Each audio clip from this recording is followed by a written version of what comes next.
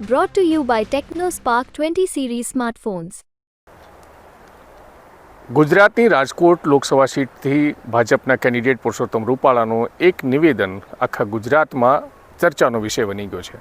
પુરુષોત્તમ રૂપાલાએ ક્ષત્રિયો રાજા વિશે એક નિવેદન આપ્યો હતો, ત્યારબાદ ક્ષત્રિયો એમના સામે પડી ગયા છે અને હવે એવું કહેવાઈ રહ્યું છે કે પાટીદાર અને ક્ષત્રિયો ગુજરાતમાં સામે સામે આવી ગયા છે.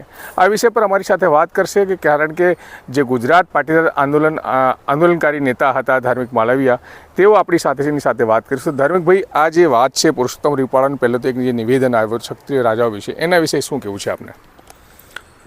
દેશના ભૂતકાળને લઈ, દેશના ઇતિહાસને લઈ અને કોઈપણની ટીકા ટિપ્પણી છે એ બિલકુલ આવકારદાયક નથી.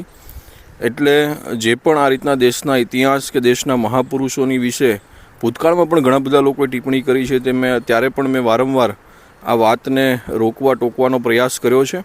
અને દેશની અંદર આવી ઘટનાઓને લઈ અને ન્યાયતંત્રની અંદર પણ કંઈક એવું ઉમેરાય કે ભવિષ્યની અંદર આ પ્રકારની કોઈ ઘટના ન બને, કોઈ આવો ખોટો વાણીવિલાસ કે બફાટ ન કરે, જેથી કરી દેશના ઇતિહાસની કે કોઈ પણ સમાજની લાગણી દુભાય નહીં. એટલે પુરુષોત્તમભાઈ રૂપાલા દ્વારા જે આ નિવેદન કરવામાં આવ્યું છે એ તદ્દન ખોટી બાબત છે અને એનું હું સખ્ત શબ્દોમાં વખોડું છું. ધાર્મિકભાઈ, આ નિવેદનની પાછળ કારણ કે પુરુષોત્તમભાઈ રૂપાલા કોઈ નવા લીડર નથી, બહુ એકદમ જૂના અને જાણીતા લીડર છે, સિનિયર લીડર છે. આવું નિવેદન કરવાનું પાછળ એનો હેતુ શું લાગે છે આપને? નિવેદન કરવા પાછળનો હેતુ તો એ પોતે જ જાણી શકે. સિનિયર લીડર છે, નેતા છે ભાજપની અંદર, પરંતુ તમે જુઓ તો ઘણા સમયથી તેઓ એક નોમિનેટ નેતા તરીકે આગળ વધતા આવ્યા છે. પ્રથમ વખત એવી ઘટના બની છે કે લાંબા સમય પછી એમને ચૂંટણી લડી અને પોતાને નેતા સાબિત કરવાનો સમય આવ્યો છે. ત્યારે આ ઘણી બધી પરિસ્થિતિને બોખલાહટને લઈ અને આ પ્રકારની ઘટના બની હોય એવું મને સ્પષ્ટપણે માનવું છે. એનાથી મોટી વાત છે કે આવી ઘટનાઓ ભૂતકાળમાં પણ બની છે. એમણે પણ માફી માગી છે, ભૂતકાળમાં ઘણા બધા લોકોએ માફી માગી છે અને પ્રશ્ન પૂર્ણ થઈ જતો હોય છે. પરંતુ હવે રાજપૂત સમાજ જે પ્રકારે આખા મુદ્દાને ગુજરાત લેવલે અને હવે દેશ લેવલે લઈ જઈ રહ્યો છે, એટલે એમાં કંઈક ને કંઈક પોલિટિકલ વાત કે બાબતો ઊભી થતી હોય એવું પણ સ્પષ્ટપણે દેખાય છે.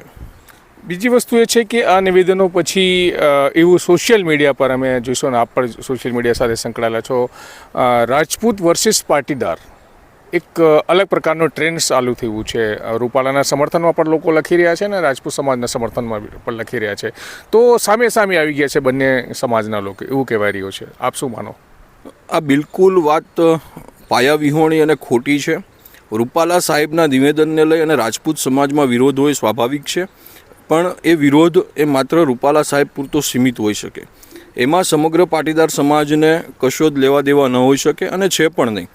પરંતુ જે રીતના પાટીદાર સમાજના યુવાનો કંઈક રાજકીય મહત્વાકાંક્ષાને લઈ, પોતાના પદ પ્રતિષ્ઠાને લઈ કે પોતાના નેતાઓ કે પોતાના માનીતા લોકોને વહાલા દહલા થવા માટે થઈ અને આજે જે રીતના રૂપાલા સાહેબનો જાહેરમાં ક્ષત્રિય સમાજ સામે પક્ષ લઈ અને જે પ્રકારનો એક વિરોધાભાસ ઊભો કર્યો છે, એનાથી ખરેખર સમાજે સાવચેત થવાની જરૂર છે.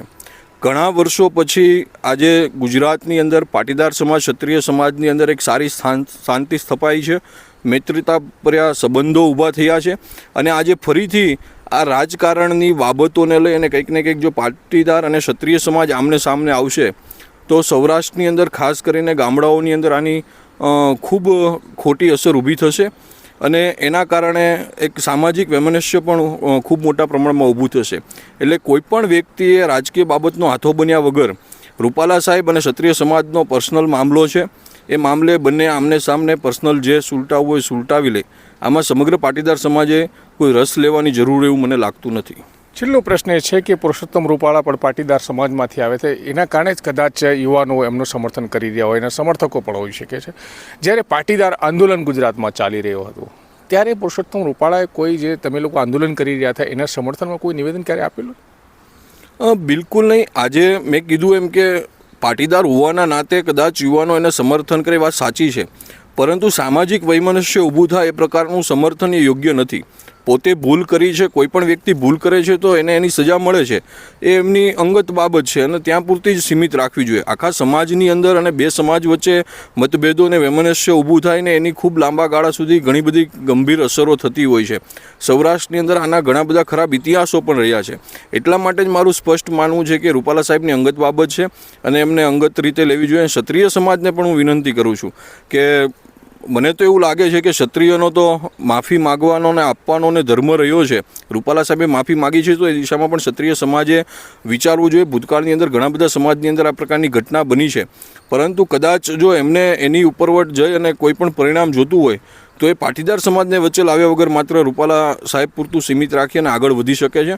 અને પાટીદાર યુવાનોને પણ કરબદ્ધ પ્રાર્થના કરું છું કે આવા રાજકીય પક્ષોના કે વ્યક્તિઓના હાથા બન્યા વગર સમાજની અંદર એકતા અને અખંડિતતા જળવાઈ રહે, બે સમાજ વચ્ચે એક સારા સંબંધો જળવાઈ રહે, એ પ્રકારના કામની અંદર એ લોકો આગળ પડતા રહે તો ગુજરાતની અંદર એક ખૂબ સારું અને શાંતિભર્યું વાતાવરણ રહેશે.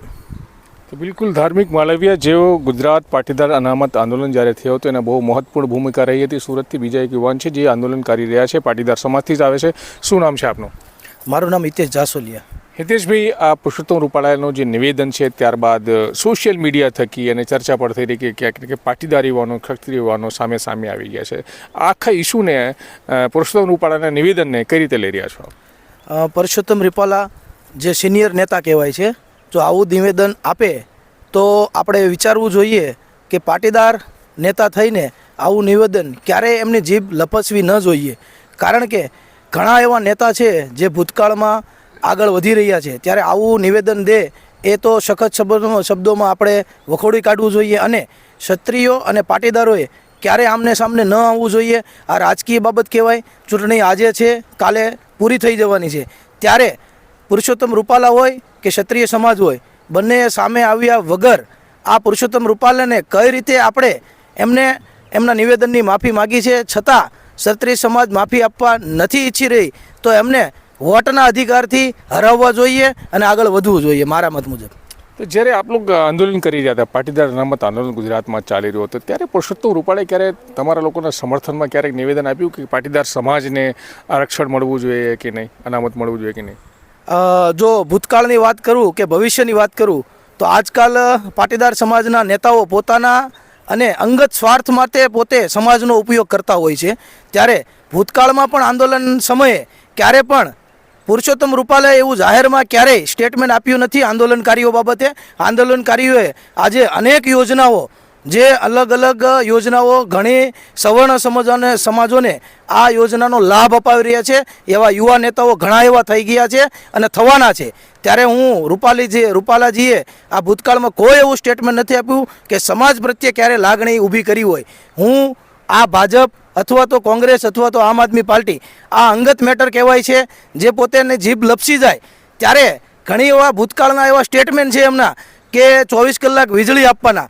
જે 24 કલાક વીજળી આપવાના વાયર પકડી લો તો ખબર પડે કે પાવર 24 કલાક અમે આપીએ છીએ, પણ એ તમારા બાપદાદાની પેઢીઓમાંથી નથી આપતા, સરકારના યોજનાઓમાંથી પેઢીઓમાંથી મળે છે.